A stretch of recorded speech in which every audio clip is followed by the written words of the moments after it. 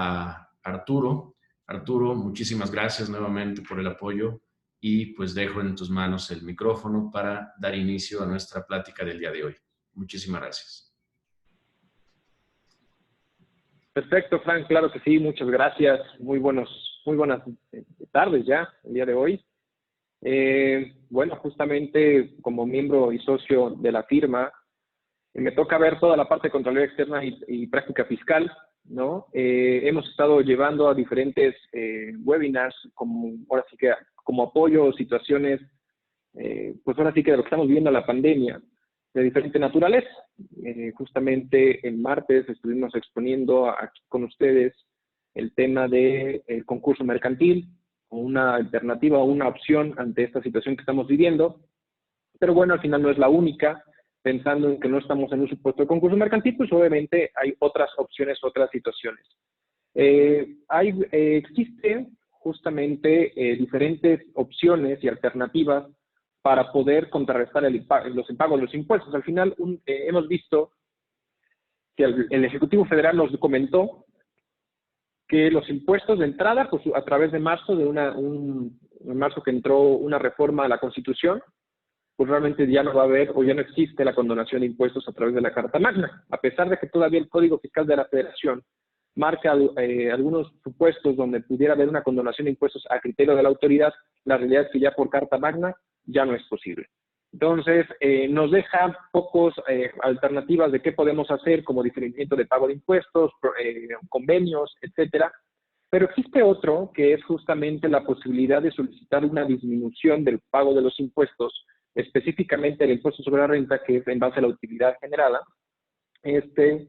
de las personas morales. ¿Y por qué digo de las personas morales? Porque al final el pago de los impuestos de las personas físicas y, por ejemplo, otras opciones como el régimen de personas morales que o tributan con la opción de flujo de efectivo, o los coordinados que también tributan por flujo de efectivo, bueno, no tienen esta posibilidad porque al final es, pues si cobré, pago, si no, pues no pago, ¿no? Y en cambio las personas morales que tributan bajo lo devengado, lo efectivamente celebrado, pues recordemos que por impuestos sobre la renta tenemos diferentes supuestos en el momento que se puede acumular el impuesto. Y entonces, este tipo de personas morales son las que van a tributar por un coeficiente de utilidad, es una utilidad estimada a razón de una declaración previa de ejercicio. Y entonces eso es con lo que venimos pagando o se va a estar entrando el pago del impuesto. A diferencia de lo que acabo de comentar, bueno, pues los impuestos indirectos al final pues es meramente a través de la transacción efectiva, cobro y pago, para ver si hay un impuesto de por medio. Pero el caso del impuesto de la renta no es así, no es en este caso de esta forma. Entonces, bueno, voy a compartirles mi pantalla justamente para dar inicio a...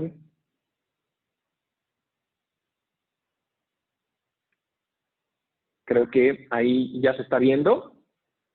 Y bueno, justamente lo que nos lleva al día de hoy es el tema de la disminución de pagos como una estrategia, una situación distinta al tema de posibilidad de disminuir el pago del impuesto.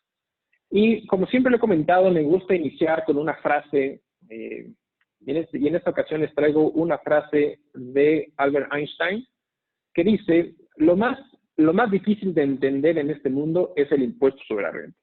Y a todos aquellos que estén acostumbrados al pago del impuesto o a cómo se maneja principalmente el pago del impuesto en una entidad moral, que es lo que nos compete en esos momentos, pues realmente conlleva diferentes connotaciones o diferentes situaciones que efectivamente no lo hace algo sencillo, porque hay un mundo de situaciones que tenemos que considerar para poder hacer frente al pago del impuesto. Si se devengó, si se ofreció, si se entregó el servicio, si se expedió la factura, si se dio un anticipo, en fin, 1000 situaciones, si tengo ingresos del extranjero, en fin, 1000 situaciones que al final nos conlleva a un pago del impuesto en base a este supuesto. Entonces, justamente en un momento dado, Albert Einstein dijo esta frase o hizo este comentario, y bueno, al final pues muchas veces con nosotros que estamos en el día a día, pues no se nos hace tan extraño algunas situaciones, pero a veces la interpretación de lo que nos quiere decir la ley no nos es tan clara y entonces vienen todas las reglas del juego, ¿no? Cuando lo que el legislador quiso decir y entonces viene la regla miscelánea y luego la misma regla miscelánea vienen otras reglas otras modificaciones para poder afinar esos detalles, y cuando de plano la regla no lo dice, existen las preguntas frecuentes, ¿no? Ahora sí que emite la autoridad para dar a entender ciertas situaciones o explicarnos con peras y manzanas algunas situaciones, ¿no? Pero bueno, entonces, el impuesto sobre la renta, al final, ¿quiénes están obligados a pagar? Pues de entrada son todas las personas morales y todas las personas físicas que tengan una residencia fiscal en México. Y hablo por residencia, no por nacionalidad, porque por nacionalidad se entiende que efectivamente son residentes mexicanos, a menos que den un aviso distinto de que su cambio de residencia es en otro país y están tributando en algún país distinto. No obstante, obviamente aquí en el artículo 1, fracción primera de la ley de impuesto sobre la renta, nos dice que todos los residentes de México, respecto a todos sus ingresos, no importa de dónde está ubicado la fuente de riqueza, van a acumular el ingreso para hacer un pago.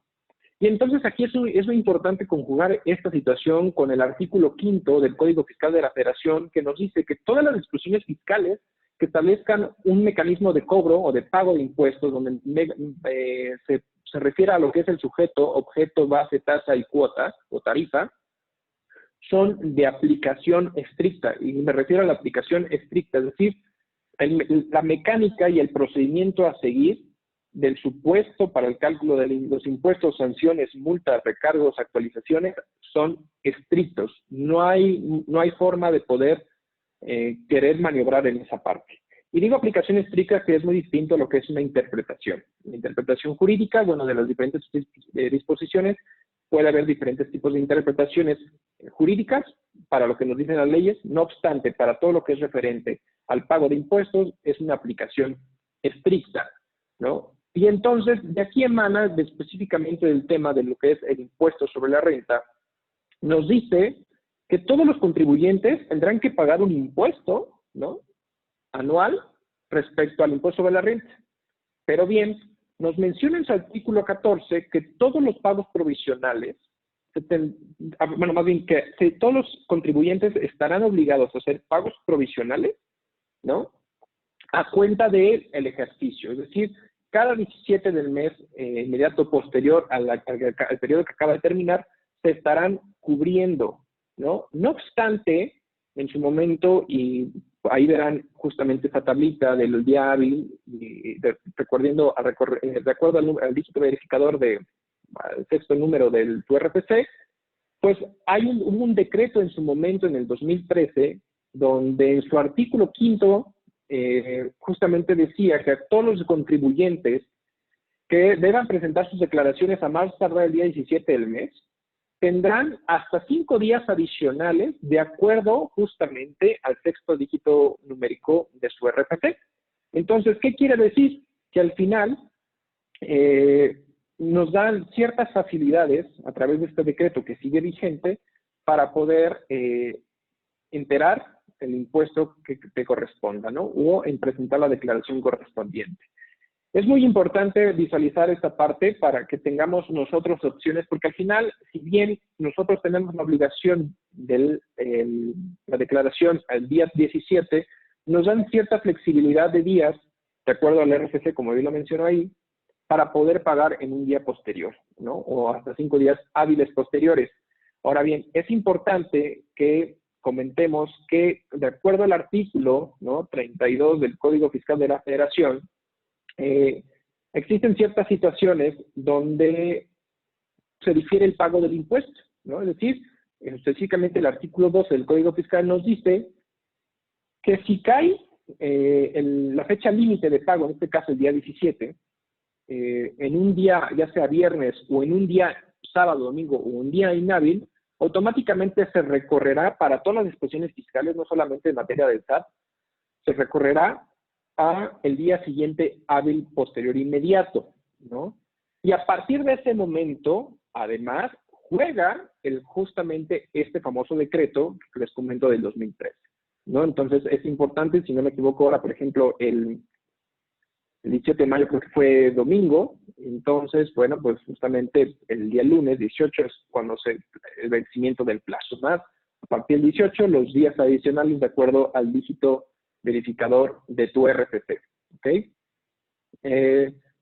¿Cuál es la dinámica general a grandes rasgos muy generales de cómo se determina el pago provisional. Bueno, pues ahí ya lo vemos. Tenemos lo que son ingresos nominales del periodo, acumulados. ¿Y por qué digo nominales? Porque al final podemos entender que existen el ingreso acumulable y el ingreso nominal. ¿Cuál es la diferencia? El ingreso acumulable, ¿no?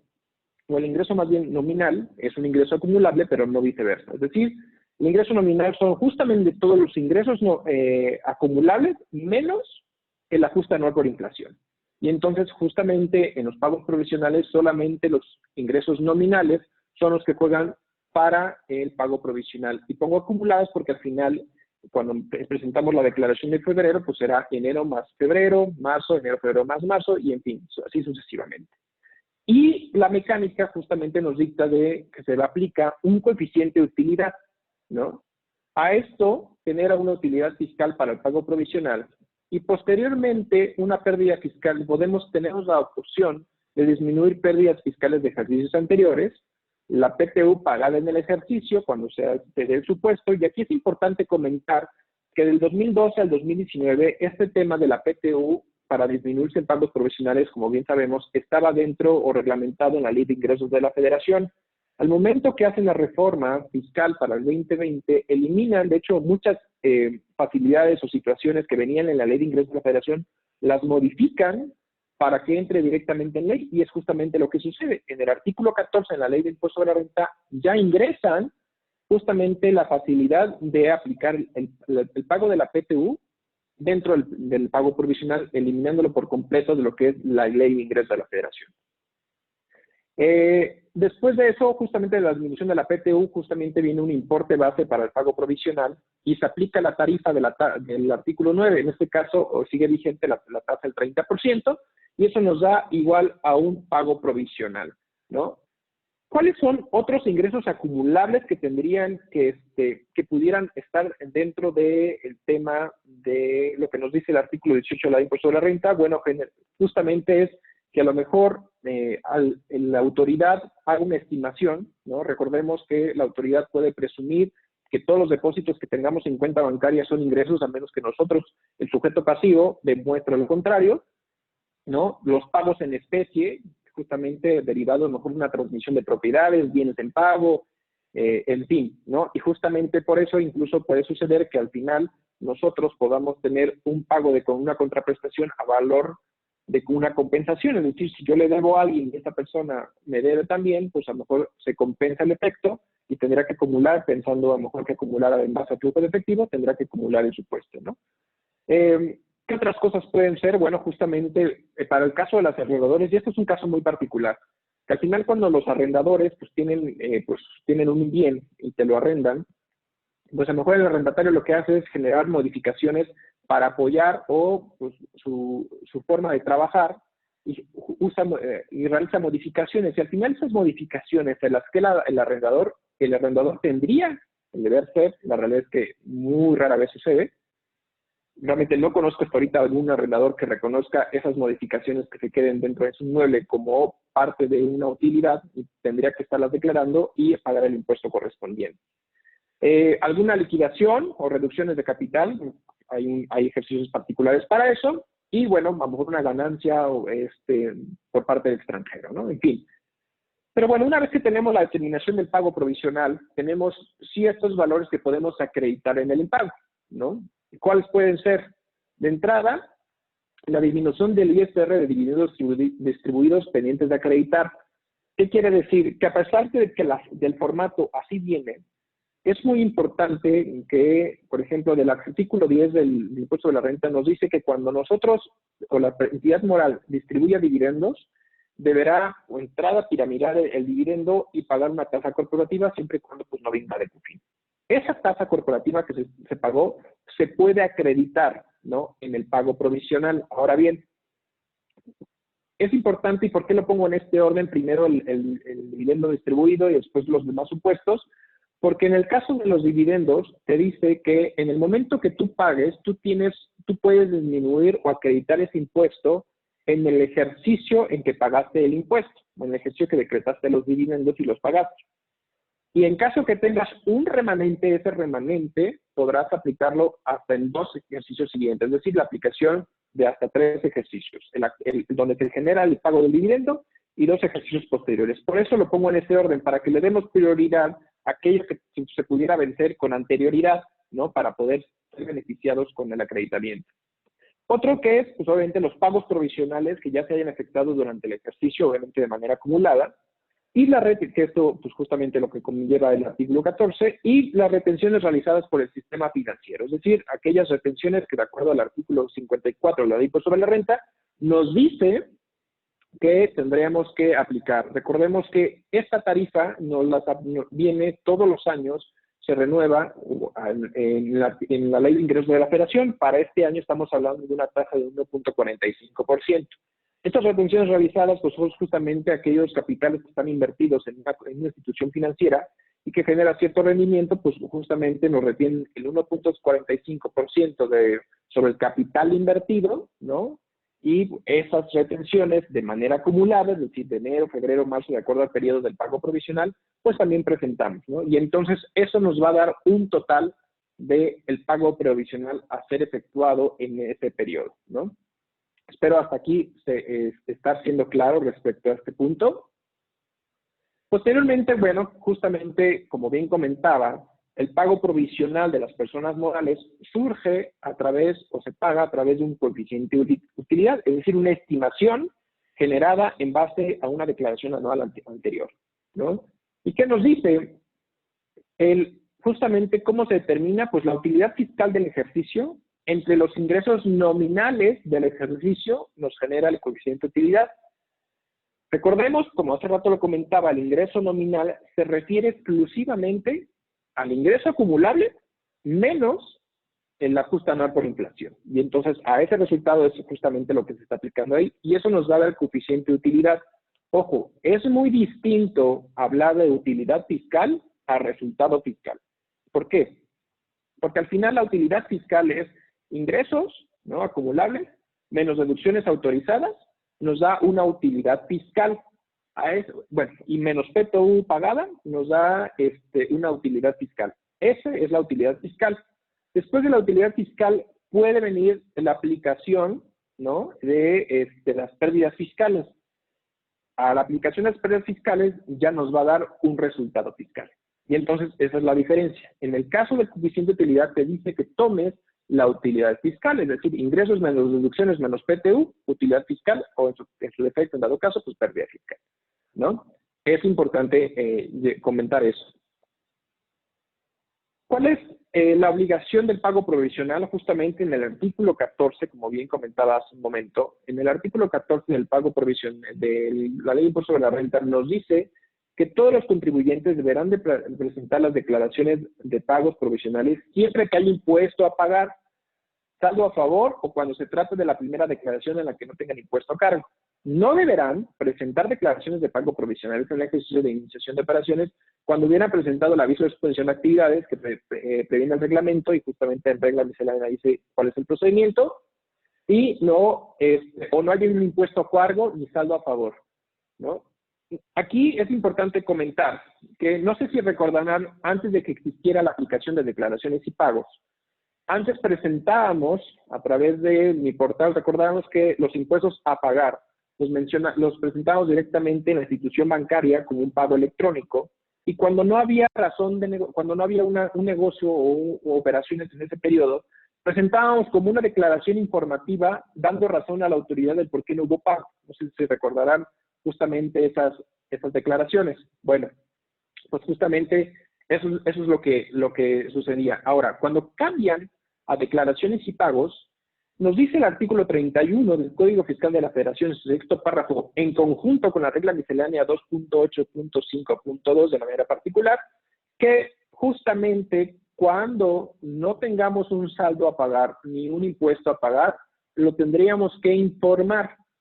Y en la regla miscelánea nos dice que ese informe se va presentando en declaraciones y pagos dentro de la aplicación como tal, llenando los campos correspondientes. Y simplemente, pues muchas veces es poner el 0, donde nos lo pida, y listo. Eso es una forma de avisarle a la autoridad de que no hubo una razón o no hubo operaciones en ese periodo. Es importante aquí visualizar que efectivamente no haya habido operaciones, ¿no? Y no más bien una omisión de declarar lo que es. Recordemos que la autoridad hizo una modificación de la opinión de cumplimiento y si tengo comprobantes fiscales que se emitieron y no declaramos el ingreso acumulable o el ingreso nominal del periodo, la autoridad nos puede catalogar como incumplidos porque tiene comprobantes fiscales que manejan o marcan un ingreso acumulable o un ingreso emitido a través de los FDI, pero no acumulable en el periodo, ¿no? Entonces es importante tener en cuenta esa situación, ¿no? Y entonces viene una parte importantísima de, bueno, ok, hoy en día yo sé que debo y quiero pagarte, pero no tengo cómo pagarte, ¿no? La realidad es que lo que estamos viviendo hoy en día a través de lo que es el COVID, pues está provocando cierres de establecimientos, cierres temporales obligados, y entonces aquello que yo creo o creía que cómo yo pude haber proyectado mi información, mi situación financiera, mi presupuesto, pues tuve que adaptar mi presupuesto para subsanar o salir adelante. Se me cayeron las ventas, tuve que despedir personal, en fin, hay muchas situaciones ajenas a ti, ¿no? Por una situación como es lo que es la pandemia, pues que están provocando que no tengas esa actividad recurrente o que de repente estés facturando cosas o que hayas disminuido tus ingresos. Un ejemplo, a lo mejor eres un restaurantero, que no es lo mismo tener diferentes comensales durante todo el día, ¿no? Ahí en tu restaurante, a decir, ¿sabes qué? Bueno, pues ahorita no puedo, ¿no? No puedo recibir a ninguna persona dentro de mi restaurante, por lo tanto, tengo que ver otras opciones de por lo menos generar recursos, ¿no? O subsistir. ¿Cómo voy a subsistir? Pues entonces lo hago a través de distribución de otras plataformas, ¿no? Hago servicios a domicilio o un pick-up, vienes y lo recoges, en fin, diferentes situaciones como para poder subsanar esa situación. Pero resulta que al final tuviste un cierre del 2019 muy bueno y entonces generas un coeficiente de utilidad alto, ¿no? Y entonces si estamos acostumbrados a facturar o a generar ingresos, un ejemplo de 100,000, 1,000,000 de pesos mensuales, ¿no? Por actividad económica recurrente, pues a lo mejor ya no son 100,000, ahora son a escasos 10,000. O ya no es 1,000,000, sino ya son 100,000 o 200,000 pesos. Y entonces dices, bueno, pues es que de esos 100,000 o 200,000 pesos que estoy aspirando lo más que pueda para poder pagar mis obligaciones, ya en entrada primero lo que son las nóminas, todo el tema laboral, que es lo que tiene prioridad, y en segunda instancia pues ya viene el tema de los impuestos, pero oye, lo que yo voy a pagar, ¿no? De gastos de nómina, no me va a alcanzar o no me va a sobrar, primero para yo poder comer, ¿no? Mis gastos propios de la alimentación, sino que se van a ir a lo mejor en un pago provisional, porque el coeficiente de utilidad resulta que es del 30 o el 40%, y entonces imagínate pagar un 30 o 40% de un ingreso de 100,000 pesos cuando estabas acostumbrado a generar 1,000,000 y tus gastos fijos, simplemente pensando en la renta, pensando en el tema de tus gastos laborales, pues a lo mejor resulta que todo eso en conjunto son 100,000, 200,000 pesos, y entonces ya no tienes ni manera de poder pagar los impuestos, pero eso sí, ya pagas tus obligaciones, pero tienes un adeudo de pago de impuestos. Y entonces justamente hay una opción, que es lo que nos marca en la Ley de Impuesto sobre la Renta, específicamente en el artículo 14, séptimo párrafo del inciso B, nos dice, todos los contribuyentes que estimen que el coeficiente de utilidad que deben aplicar para determinar los pagos provisionales es superior al coeficiente de utilidad al que correspondan dichos pagos, podrán, a partir del segundo semestre del ejercicio, solicitar autorización para disminuir el monto de lo que les corresponde. Es decir, la mecánica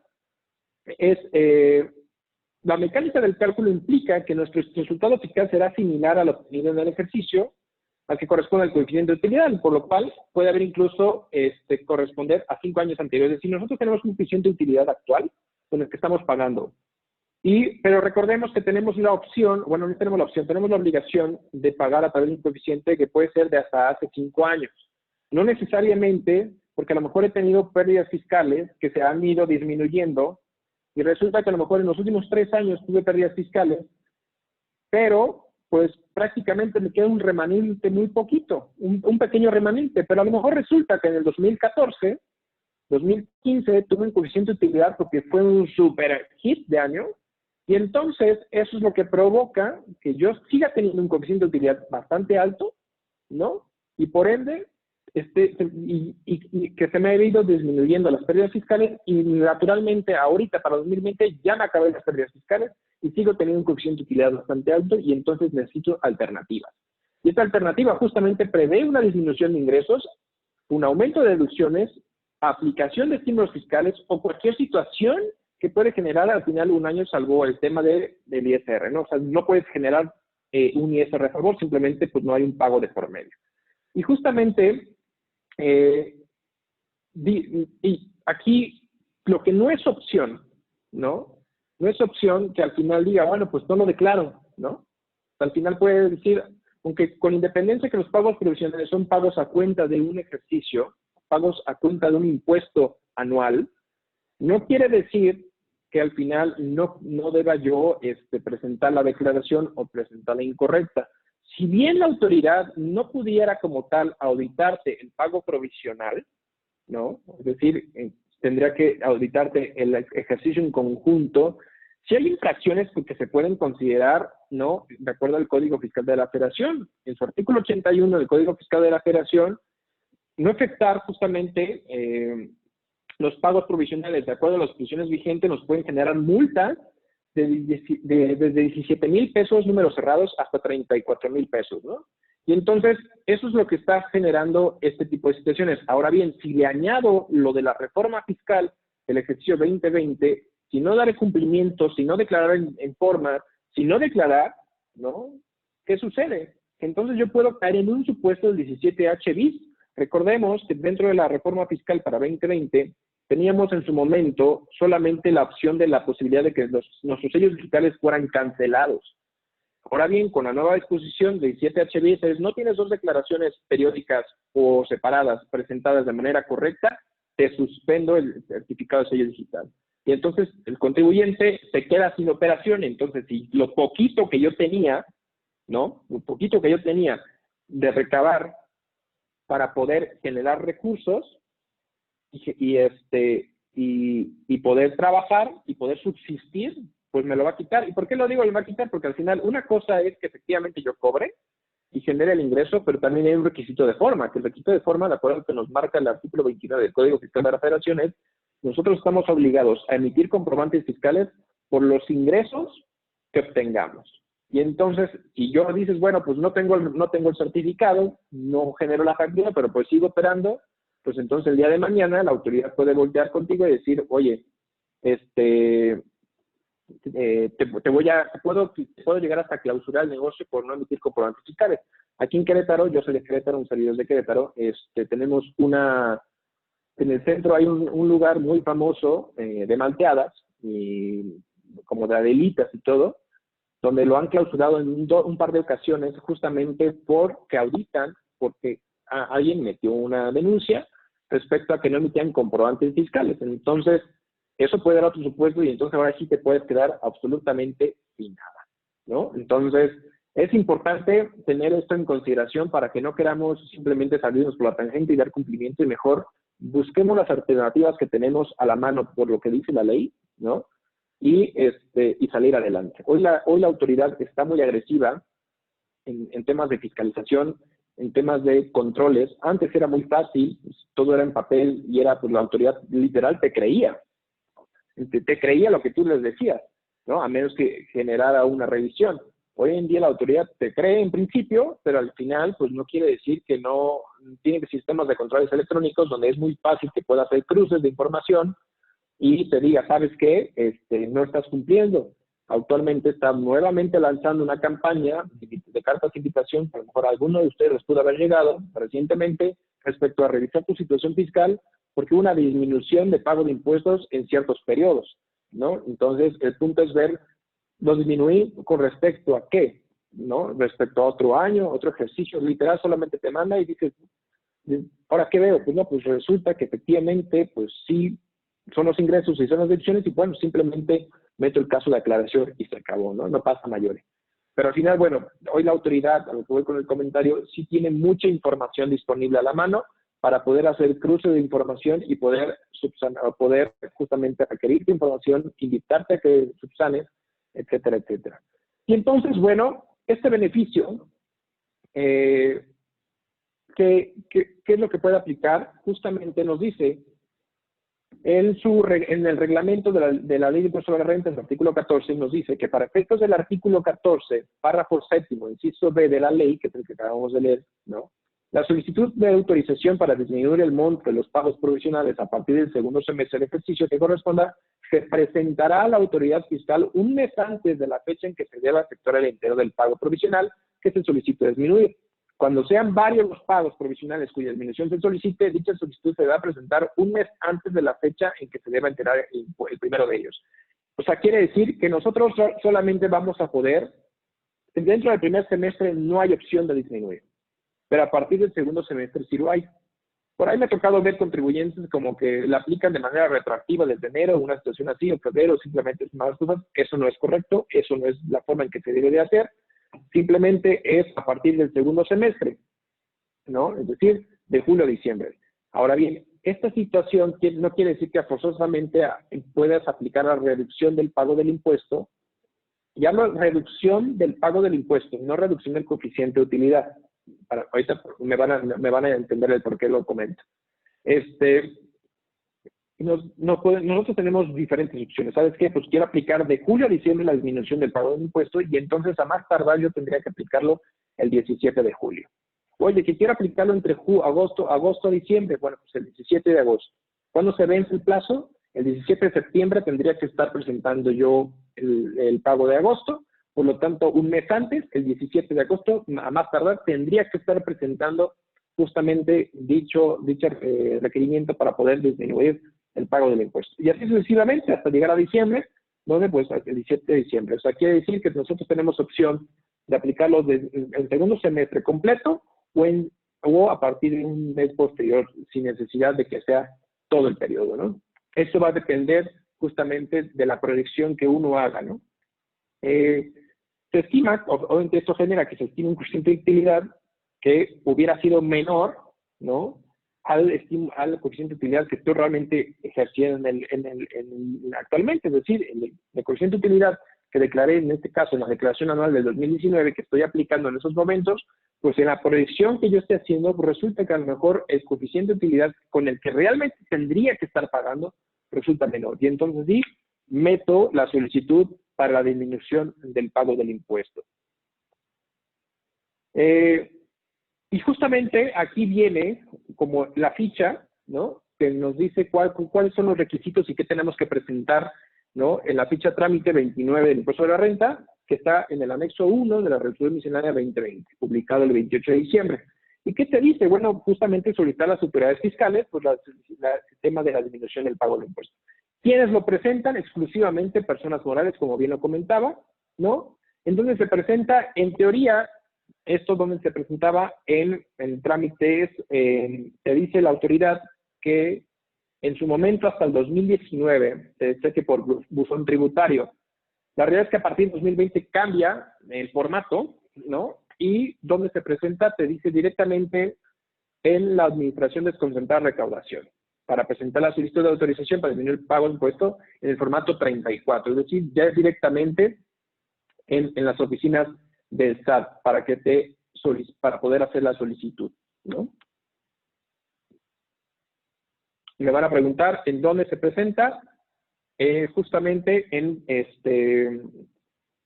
oficialidad de partes, ¿no? En este caso, en la oficialidad de partes de recaudación, se presenta la solicitud con toda la documentación soporte. ¿Cuál es la documentación soporte? De entrada son presentar escrito libre en 2 tantos, el cual deberá contener por lo menos los siguientes requisitos, y te los leo, porque está muy chiquito ahí.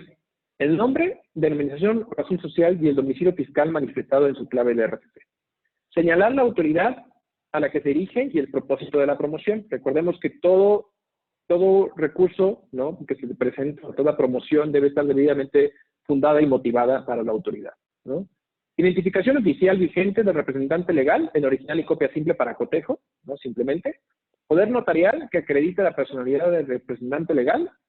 Formato 34, que es justamente la solicitud de autorización para disminuir el monto de pagos provisionales, debidamente requisitados, y papel de trabajo, ojo aquí, papel de trabajo donde se refleje el procedimiento de cálculo que incluya los conceptos que se consideraron para determinar los pagos provisionales de ISR ya efectuados de enero a junio, en su caso, o hasta el mes inmediato anterior, aquel por que se solicite la disminución del pago del impuesto pago provisional. ¿Qué quiere decir?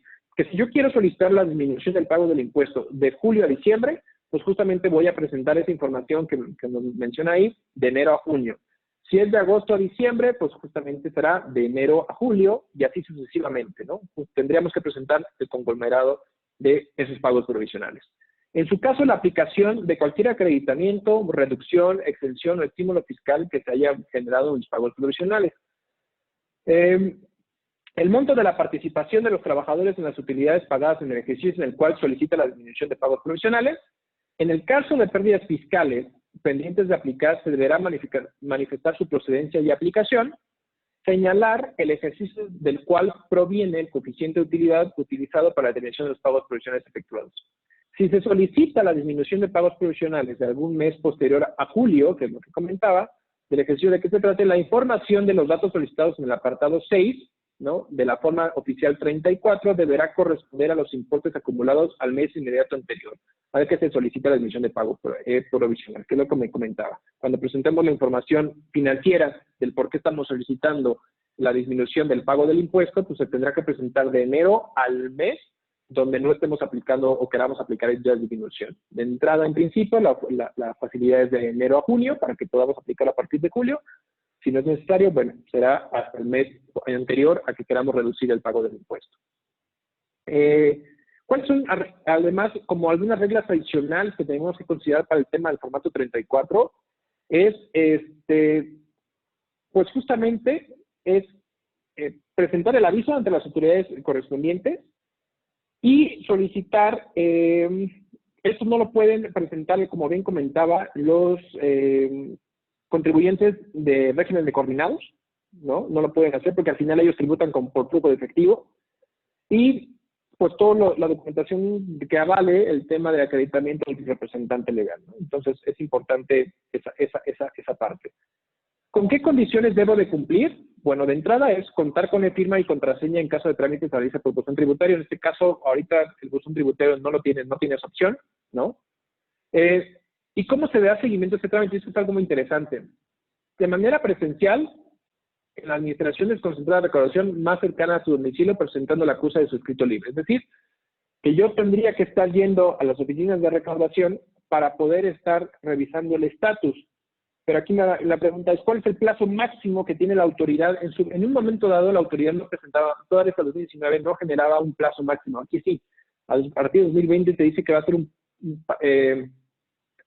un plazo máximo de tres meses, ¿no? ¿Qué pasa? Y entonces aquí la pregunta será, bueno, y justamente, ¿qué va a dar la autoridad? Te va a dar una resolución, ¿no?, que se emite en sentido de autorizar parcialmente o negar la autorización de disminución del monto de los pagos provisionales según sea el caso, el cual será notificada por buzón tributario o de manera personal el domicilio fiscal. Entonces, a lo mejor ustedes se preguntarán, bueno, ¿qué sucede si la autoridad tarda 3 meses y pues ya estamos hablando que si va a tardar hasta 3 meses y más ahorita con el tema de la contingencia, pues, ¿qué va a suceder, no? En principio, pudieran hacer, o sea, al final pudieran ustedes aplicar la disminución del impuesto que ustedes hayan determinado, con la situación de que en dado caso, ¿no?, en dado caso que no sea autorizada, pues sí tendría que presentar la complementaria con el pago del impuesto correspondiente, con los respectivos accesorios, ¿no? Para no justamente esperarnos ese lapso de los 3 meses, porque a lo mejor resulta que yo efectivamente presento en julio, ¿no?, el 17 de julio la información, y me contestan por ahí de agosto, septiembre, en octubre, ¿no? Pero ya se tuvo que haber pagado julio, ya se tuvo que haber pagado agosto, y ya se estaría por presentar o por pagar septiembre, ¿no? Entonces, eso es importante tenerlo en consideración y comentarlo. Ahora bien, ¿qué sucede efectivamente si la autoridad me dice, ok, la reducción está autorizada? ¿En dónde se va a plasmar esta información? Esta información se va a plasmar ustedes en su llenado de las declaraciones, viene un apartado que dice otras cantidades a favor del contribuyente. Justamente en otras cantidades a favor del contribuyente, voy a plasmar el monto que sea necesario para restar, ¿no?, al resultado del importe al cargo. Y entonces ahí es donde yo voy a modificarlo. ¿Qué quiere decir? Que al final yo voy a seguir presentando mi declaración de pago provisional con el mismo coeficiente de utilidad que tendría que estar presentando, y en otras cantidades a favor del contribuyente es donde voy a plasmar la cantidad necesaria para reducir el pago del impuesto, ¿no? Entonces, no sé, espero hasta aquí ser claro, ¿no? Entonces, ¿qué pasa? ¿Cómo se vería un pago, una determinación de pagos provisionales justamente bajo esta modalidad, pensando en que ya te me generó la reducción? Y espero que se vea, y justamente ahí dice, traigo un pequeño ejemplo. Ok, lo puse muy lineal, ¿no? Y son ingresos nominales de $1 millón de pesos de enero a diciembre como una manera de ejemplo. Y tengo ingresos, obviamente los ingresos acumulados en enero pues es 1 millón, en febrero 2 millones, 3 millones, así hasta llegar a 12 millones de pesos. Y tengo un coeficiente de utilidad en enero y febrero del 9.78%, ¿no? El 9.78%. Entonces, ¿por qué enero y febrero? Porque resulta que a lo mejor este es el coeficiente de utilidad del ejercicio del 2018, que todavía está vigente, y cuando presento la declaración anual 2019, mi coeficiente de utilidad aumenta a un 16% que tengo ahí. Y entonces, por eso, lo vamos viendo, un 18%, perdón, lo vamos viendo de esa forma. Y entonces tengo, en enero, que aplico el coeficiente de utilidad, un importe base, ¿no?, de pago provisional, la tasa del pago provisional determinado, y justamente un pago provisional a ser efectuado, ¿no? Aquí es importante comentar que esa va a ser la mecánica, ¿no? Y entonces voy a seguir la misma mecánica. Si se dan cuenta, hasta abajo hay un renglón que dice reducción del pago del pago autorizado. Y justamente en este ejemplo, a partir de julio, dice que voy a reducir, si se dan cuenta, tengo un impuesto que se determina en julio, agosto, septiembre, octubre, noviembre y diciembre, y presento una reducción justamente en otras cantidades a favor. Y entonces, así es como se vería, pensando en que yo tendría que seguir pagando un impuesto, ¿no? La realidad es que con esta disminución, pues en julio a diciembre resulta que ya no pago nada, ¿no? Y entonces, esto es una opción a la cual nosotros como contribuyentes tenemos derecho a accesar en base a lo que nos dice la ley. ¿Qué pasa si resulta, bueno, más bien, antes de terminar este punto? Perfecto. Tengo la reducción autorizada, lo aplico y entonces disminuyo los pagos provisionales que yo tengo ahí. ¿Qué es lo que nos dice la mecánica? Ok, al terminar el ejercicio fiscal, en este caso el 2020, cuando yo termine el 2020, tengo que hacer, ¿no?, la dinámica, aparte voy a presentar la anual, tengo que jugar con el coeficiente de utilidad. ¿Qué quiere decir? Tengo que ver lo estimado, que fue como estuve pagando, contra lo real. Entonces, cuando termine el ejercicio 2020, tendré que revisar cómo fueron mis ingresos, mis deducciones autorizadas, para saber realmente con cuánta utilidad fiscal pude haber salido y ver si el coeficiente de utilidad que me genera pudo haber sido mayor a lo que yo estimé, ¿no? Y entonces, ¿por qué? Porque obviamente cuando yo le presento el papel de trabajo a la autoridad, yo estimo, obviamente, pues dentro de los ingresos, las deducciones, mis motivos del por qué, yo sugiero que la reducción, ¿no?, se aplique, porque pues, la realidad es que el coeficiente de utilidad con el que debería estar yo pagando, ¿no?, es una cantidad, ¿no?, a la que realmente tendría que pagar con el coeficiente de utilidad actual. Entonces, lo que yo presenté como estimado, lo voy a comparar, ¿no?, con lo real que voy a determinar terminando el ejercicio 2020 y ver y hacer el ejercicio. ¿Qué pasa si yo hubiera pagado con este coeficiente de utilidad nuevo en mis pagos provisionales, ¿no?, contra lo que realmente pagué? Ahorita voy a ver un ejemplo para que se entienda un poquito. Entonces, esa es la manera de la comparación.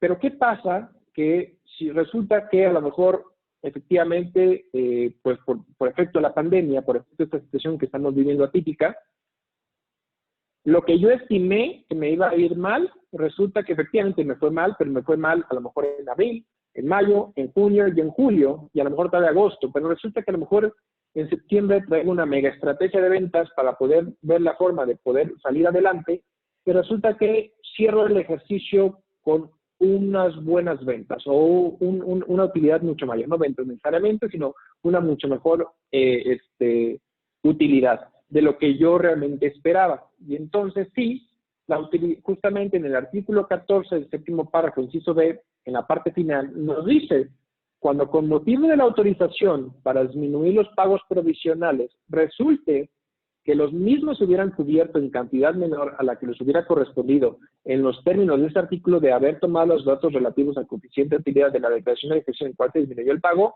se cubrirán recargos por la diferencia entre los pagos autorizados y los que les hubieran correspondido, ¿no? Entonces, aquí obviamente, ¿qué te dice? Que tú vas a pagar recargos, exclusivamente recargos, por esa diferencia de lo que debiste de haber pagado en su momento por cada periodo acumulado contra lo que realmente, efectivamente, se pagó. Y justamente aquí traigo este ejemplo. Pensando en la misma relación, resulta que lo que bien les comentaba, que, oigan, resulta que reviso, estos son la determinación de los pagos provisionales del 2019 y si se dan cuenta, ahí hay un coeficiente de utilidad que nada que tiene que ver con el ejercicio anterior. ¿Qué quiere decir? Que yo lo que hice fue, a ver, resulta que yo al momento de cerrar el ejercicio 2020, perdón, esto es del 2020, pagos provisionales del 2020, yo al momento de terminar el pago provisional del 2020 y todo el ejercicio, hago el ejercicio de ver cuánto me sale de coeficiente de utilidad y me resulta que me sale un coeficiente de utilidad del 15.23%. Y entonces yo tengo que llevar los pagos provisionales de enero a diciembre con ese coeficiente de utilidad y compararlo con lo que realmente pagué, ¿no? Y entonces me voy a dar una idea que efectivamente si tuve que haber pagado o no tuve que haber pagado. Si se dan cuenta, ahí aplico de enero a junio, no aplica hasta el final, diferencia de pago, de diferencia para recargos. No aplica porque al final, enero, febrero, marzo, abril, hasta junio, pagué conforme a la ley me lo dice, que es decir, aplicaba el coeficiente de utilidad del ejercicio 2019 y pagué los impuestos correspondientes. Pero si se dan cuenta, los pagos que efectivamente efectué conforme al punto anterior, resulta que realmente, si se dan cuenta en la lámina anterior, yo solamente terminé pagando por la aplicación de la reducción 322,000 pesos. Y entonces, justamente en la parte de acá, en la siguiente gráfica, bueno, en la siguiente tabla, yo, si se dan cuenta, lo efectivamente pagado fueron esos 322,000 pesos. Y si yo aplico, ¿no?, el coeficiente de utilidad real que determiné una vez terminando el ejercicio 2020, comparándolo contra lo que efectivamente pagué en cada uno de los periodos de julio a diciembre, en este caso, en ese ejemplo, que es donde apliqué la reducción, pues en julio no tengo diferencia, pero a partir de agosto sí. Y entonces, justamente a partir de agosto, yo debía haber pagado 19,000 pesos. En septiembre debía haber pagado ya acumulado otros 58,000. En octubre otro acumulado de 98,000. En diciembre de 138 y en diciembre de 177,000 pesos acumulados, ¿no? O sea que yo hasta diciembre debía haber pagado otros 177,000 pesos extras, ¿no? Que justamente lo que es la resta entre los 500 que tengo arriba en los pagos provisionales que debía haber efectuado con este coeficiente que determiné al terminar el ejercicio 2020 contra lo que realmente pagué. Y nos da una diferencia de estos 177,000 pesos. Entonces, sobre esta base, sobre estas diferencias que aquí pongo, nosotros, la autoridad no te dice que pagues el impuesto, que lo rechazas, no te dice eso. ¿Por qué? Porque al final se entendería que en la anual ahí habrá una diferencia de pagos provisionales efectuados contra lo que determinas en el ejercicio y pagarás el impuesto. Lo que sí te dice, justamente en el artículo que comento, es que vas a cubrir multas, ¿no? Bueno, no multas, perdón, recargos sobre estas diferencias. Y entonces, a cada una de estas diferencias que tengo aquí, agosto, septiembre, octubre, noviembre, diciembre, tendré que calcular el recargo correspondiente para pagarlo, ¿no? Entonces, esto es un punto importante porque al final recordemos que la tasa de recargo es del 1.47% y se va a ir acumulando conforme a los meses que debería haber pagado. Entonces, yo debía haber pagado en agosto esos 18,000 y entonces pues tengo acumulados 1, 2, 3, 4, 5. A lo mejor resulta que en enero del enero del 2021 me doy cuenta de eso y entonces pues justamente tendré un recargo de 5 meses que voy a aplicar sobre estos 19. En septiembre de 4 meses que voy a aplicar sobre los 56,000 pesos, en octubre 3 meses sobre los 98,000 y así sucesivamente. Y esos recargos tendré que enterarlos. No te dice la autoridad exactamente de qué forma los voy a enterar, pero la forma en que tendríamos que estarlos enterando, o sea, no te lo pone de manera explícita, sino cómo enteraría yo esos recargos. Bueno, pues justamente me voy al pago provisional del periodo y yo tendría que hacer en papel de trabajo la determinación del recargo de esos momentos y en el pago provisional tendría que meter una complementaria en declaraciones y pagos y justamente plasmar el recargo correspondiente y todo lo demás me lo dejaría como tendría que ser para que no pague yo el impuesto, ¿no? Pero sí pagar justamente el recargo correspondiente, ¿no? Y entonces así es como yo estaría dando cumplimiento a lo que nos marca justamente este artículo en su séptimo párrafo, ¿no? Entonces, yo espero, agradezco de entrada el tiempo que tenemos, que estuvieron hoy ya con nosotros. Espero haber sido claro, si no, obviamente, si hay dudas, comentarios o preguntas, con todo gusto. Al final, esto para mí es como una alternativa distinta para poder hacer frente a problemas de flujo de efectivo que pudieran tener las empresas o los negocios. Y pues es muy importante considerar la temporalidad que comentaba hace un momento de cuándo tendría yo que estar presentando el aviso para poder generar esta alternativa y pues, optar por ella, ¿no? Entonces, yo espero que les haya sido útil esta pequeña plática del día de hoy con ustedes, este pequeño webinar, para darles alternativas distintas a las que los contribuyentes tenemos derecho conforme a ley para poder agarrarnos de diferentes peldaños, ¿no? Y poder hacer frente a nuestras obligaciones fiscales de diferentes formas, ¿no? Obviamente en el caso de que pues, realmente no tengo ni ingresos, pues no voy a ni siquiera pagar, ¿no? Al final, pues, una comentaba, pues es que si eso es un pago de impuesto en base a la utilidad, pues si no tengo pago de impuestos, si no hay un ingreso, si no se ha generado, pues bueno, al final, pues no habría un pago de por medio, ¿no? Al final, eso sí, es muy importante comentar que el hecho de que no exista factura para este tipo de personas morales, pues justamente no quiere decir que no esté obligado a pagar un impuesto, ¿no? Recordemos que hay diferentes supuestos para el ingreso acumulable, es la emisión del CFDI, efectivamente cobrado cuando entrego el bien, ¿no? Entonces, es importante tener esto en consideración por el tema de cuando surge el tema del tema de la compraventa, ¿no? Recordemos que la compraventa se perfecciona cuando conocemos por la cosa y el valor de la cosa, aunque esta no ha sido cobrada o pagada, ¿no? Entonces, es importante comentar esto, ¿no?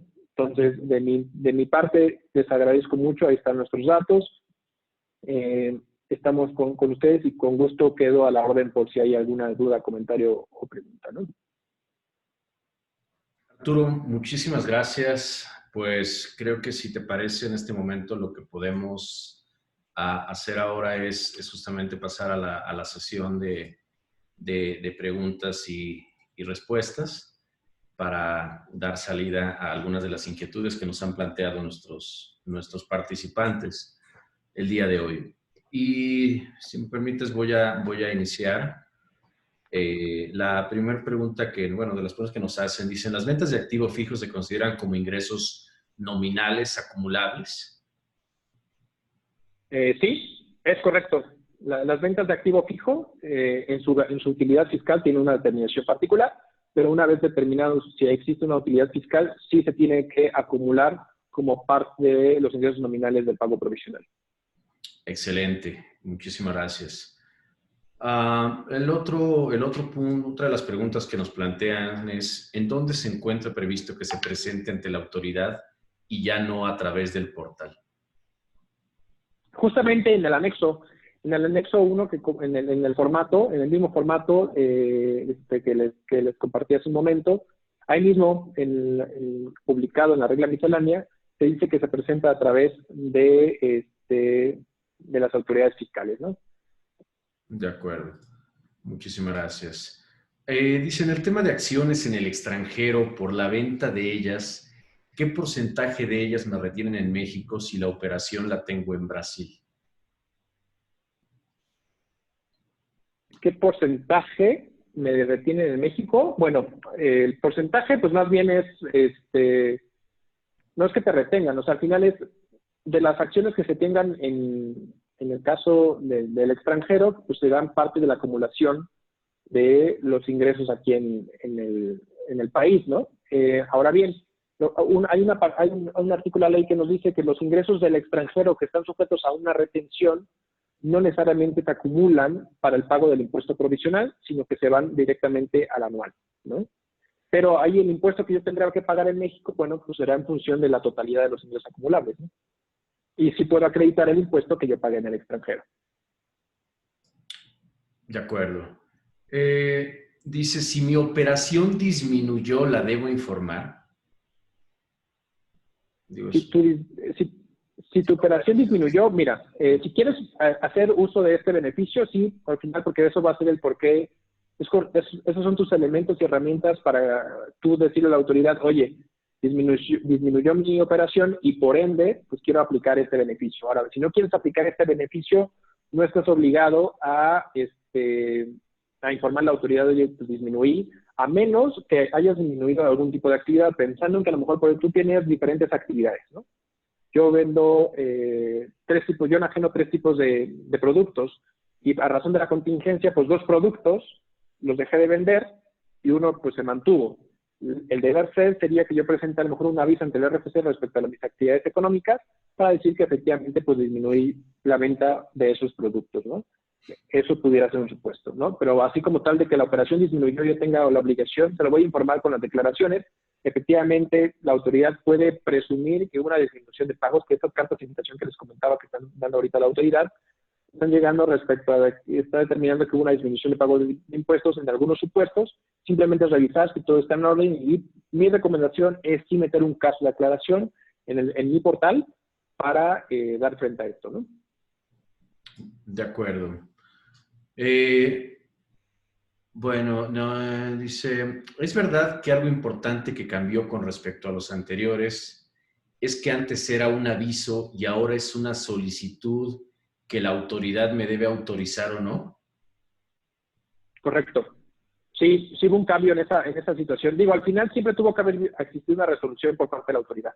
El tema es que una de las cosas que sí se modificó es que anteriormente la autoridad de entrada no te daba un plazo para responder, ¿no? Tú metías como el aviso y tú te ibas ahora sí que como por la vía pensando en que sí te iba a ser autorizado en algún punto, pero en este año sí la modificó y sí puso que efectivamente tienes que solicitarla y va a haber una resolución. Dicha resolución, como bien lo comentaba, pues la autoridad ahora sí plasma un periodo máximo de 3 meses para resolverte, ¿no? De acuerdo. Bueno, comenta, llevamos 3 ejercicios fiscales en 2017. Tuvimos utilidad que representó un 0.0213% de coeficiente de utilidad en 2018 y en 2019 tuvimos pérdidas. Y estuvimos haciendo pagos provisionales en este 2020. ¿Debo disminuir primero pérdidas fiscales de ejercicios anteriores o disminuir los pagos provisionales efectuados en el 2019? ¿O disminuir qué primero? ¿Pérdidas fiscales de ejercicios anteriores o disminuir qué? ¿Pagos provisionales? Sí, dice, debemos disminuir primero las pérdidas fiscales. Ya te entendí. Uh-huh. Bueno, nomás quiero entender si te refieres, lo que pasa es que no estoy claro si entiendo que en 2019 tuvieron pérdidas fiscales y entonces eso le generó, quiero pensar, un impuesto a favor que estaría aplicando con la posibilidad de aplicarlo para 2020 mediante compensación. Ok, mi sugerencia es que primero se aplique la pérdida fiscal, porque la pérdida fiscal, aparte que tiene una duración de hasta 10 años, te dice la autoridad por parte de la ley, que cuando yo no hago aplicación, cuando tuve la opción de hacerlo, hasta por ese monto que tuve derecho a aplicarlo o acreditarlo, ya no a disminuirlo, no lo voy a poder hacer. Entonces, mi sugerencia es que sí primero le dé prioridad al tema de la reducción con pérdidas fiscales y posteriormente la aplicación de los pagos provisionales, ¿no? Que yo haya efectuado mediante compensación en el momento dado, ¿no? Perfecto. Perfecto.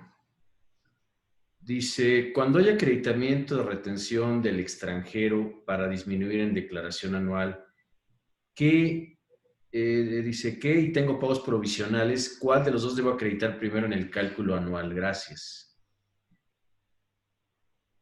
Ok, ya. ¿Cuál primero debes de acreditar primero? Realmente los dos se acreditan porque al final, de entrada a la autoridad, o sea, al momento de llenado la declaración anual, te va a tomar automáticamente de la información de los pagos provisionales, que justamente ahorita ya sucedió, la información que tú hayas declarado. Y tienes la opción, ¿no? Si todavía hay un remanente, ¿no? De aplicar el acreditamiento. La realidad es que primero te va a tomar en consideración los pagos provisionales y posteriormente el posible remanente que tengas para pagar te va a determinar el tema va a tomar el tema de las retenciones del pago al extranjero, ¿no? Porque al final no puedo acreditar la totalidad del pago al extranjero, sino que es a través de la utilidad generada proporcional, ¿no? del ingreso del extranjero, aplicar la tasa para ver cuánto es lo máximo, la tasa mexicana, para ver cuánto es lo máximo que yo pudiera acreditar, ¿no? Entonces, primero se va a tomar el pago provisional y posteriormente la posibilidad de acreditamiento del pago del extranjero. De acuerdo. ¿Los saldos a favor de ISR tienen algún tiempo de caducidad para poder compensar? Sí, 5 años. De acuerdo. Y nos comentan, hay un criterio normativo de acreditamiento de ISR del extranjero.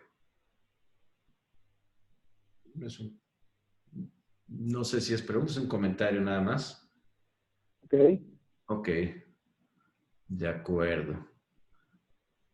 Vamos a ver, déjame ver si había varios aquí, no son en el mismo sentido. Muy bien. Pues parece ser que ya no tenemos más preguntas. Me nos dicen, al vender un activo fijo por 60 y se tiene pendiente de depreciar 30, ¿cuánto acumulo a mis ingresos para pago provisional? ¿60 facturados o la diferencia por la depreciación? La diferencia. O sea, al final es lo que yo tenga pendiente por depreciar, lo voy a actualizar al momento de la venta, ¿no? Y justamente el precio pactado de venta menos lo pendiente por depreciar actualizado, esa diferencia será mi ganancia fiscal por enterar, ¿no? Perfecto. Perfecto. Muy bien, pues parece que ya no tenemos más preguntas. Voy a revisar.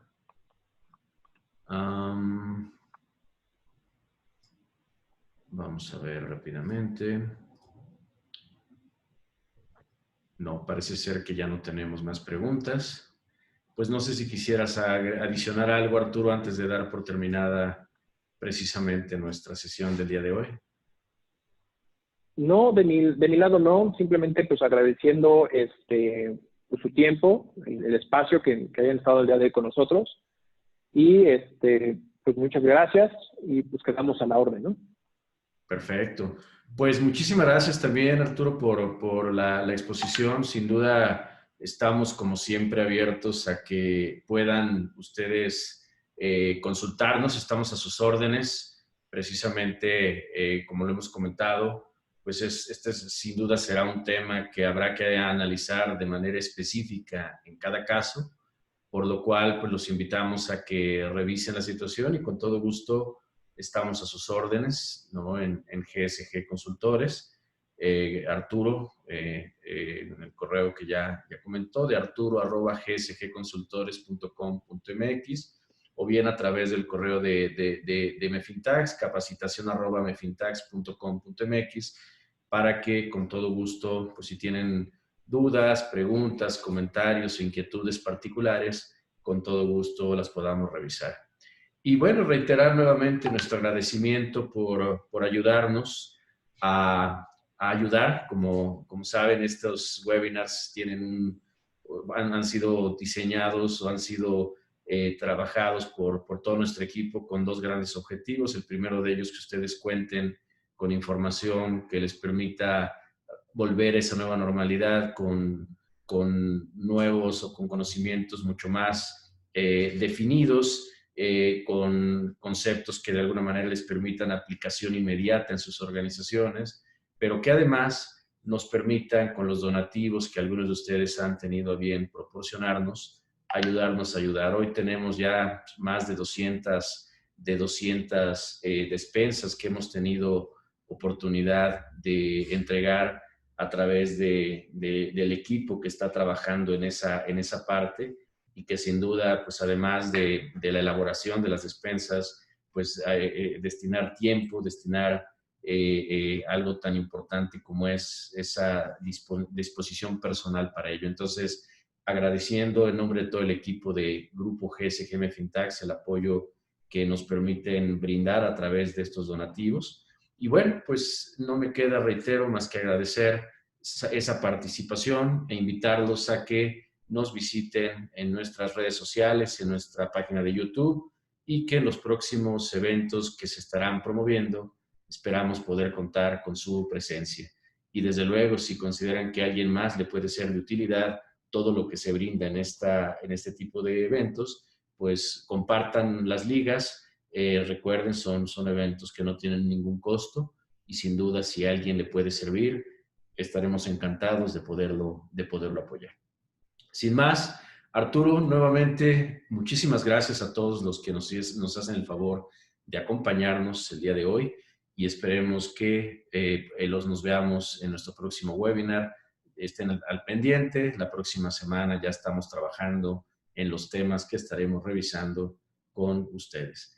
Muchísimas gracias, un gusto, que tengan una excelente tarde de jueves y nos estamos viendo próximamente.